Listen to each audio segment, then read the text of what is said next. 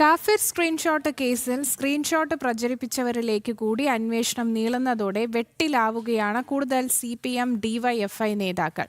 Screenshot പ്രചരിപ്പിച്ച DYFI നേതാവ് അമലിനെ കഴിഞ്ഞ ദിവസം SIT അറസ്റ്റ് ചെയ്തിരുന്നു. കേസിൽ കൂടുതൽ അറസ്റ്റുകൾ ഉണ്ടാകുമെന്ന് വ്യക്തമായതോടെ അങ്കലാപ്പിലാണ് നേതാക്കൾ. അനഘയാണ് കൂടുതൽ വിവരങ്ങൾ നൽകുവാനായി ചേരുന്നത്.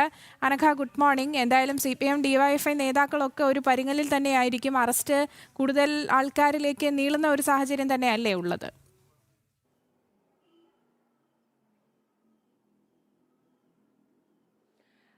തീർച്ചയായും. അതായത് കഴിഞ്ഞ ദിവസം ഇന്നലെയായിരുന്നു സ്ക്രീൻഷോട്ട് പ്രചരിപ്പിച്ചവരിലേക്ക് കൂടി SITയുടെ അന്വേഷണം നീങ്ങിയത്. അങ്ങനെയാണ് വടകര ബ്ലോക്ക് കമ്മിറ്റി ആയിട്ടുള്ള ഈ അമലിനെ SIT സംഘം അറസ്റ്റ് ചെയ്യുന്നത്. ഈ അറസ്റ്റ് ചെയ്യുകയും അമലിനെ പ്രാഥമികമായി ചോദ്യം ചെയ്യുകയും ഒക്കെ തന്നെ ചെയ്തിരുന്നു. കോടതിയിൽ ഹാജരാക്കിയ സമയത്ത് ഈ അമലിന് ജാമ്യം ലഭിക്കുകയും ചെയ്തിട്ടുണ്ട്. ഈ ഘട്ടത്തിലാണ്, അതായത് കഴിഞ്ഞ ദിവസങ്ങളിലൊക്കെ തന്നെ ഈ കേസിൽ, ഈ കാഫിർ സ്ക്രീൻഷോട്ട് കേസിൽ അറസ്റ്റിലായത് ഈ DYFI നേതാവായിട്ടുള്ള ജിതിൻ ഭാസ്കർ ആയിരുന്നു. ഈ ജിതിൻ ഭാസ്കർ അറസ്റ്റിലായി. ഇപ്പോൾ 18 ദിവസത്തെ ജയിൽവാസത്തിന് ശേഷമാണ് ജിതിൻ ഭാസ്കറിന് ജാമ്യം ലഭിച്ചത്. ഇപ്പോൾ പുറത്ത് നിൽക്കുകയും ചെയ്തിട്ടുള്ളത്. ഈ കേസിൽ ഈ സ്ക്രീൻഷോട്ട് പ്രചരിപ്പിച്ചതിലുപരി ഈ സ്ക്രീൻഷോട്ട് ഉണ്ടാക്കിയത്, നിർമ്മിച്ചത്, ഇതിന്റെ ഉറവിടം ജിതിൻ ഭാസ്കർ ആണെന്നുള്ള ഒരു നിഗമനത്തിലായിരുന്നു SIT.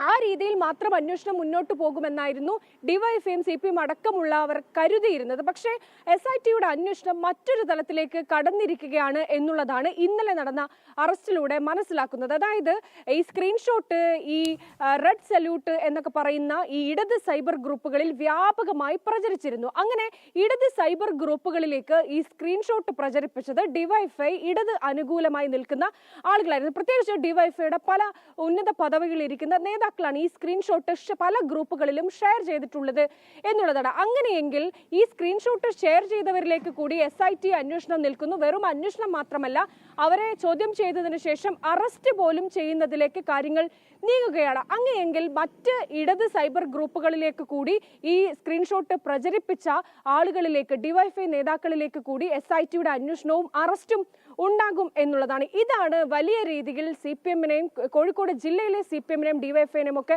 വലിയ ആശങ്കയിലേക്ക് തള്ളിവിടുന്നത് എന്നുള്ളതാണ്. എന്തായാലും കഴിഞ്ഞ ദിവസം നടന്ന അറസ്റ്റിന് പിന്നാലെ ഇതിൽ വലിയ പ്രതിരോധം തീർക്കാനുള്ള ശ്രമം CPMന്റെ ഭാഗത്ത് നിന്ന് ഉണ്ടാകുന്നുണ്ട്.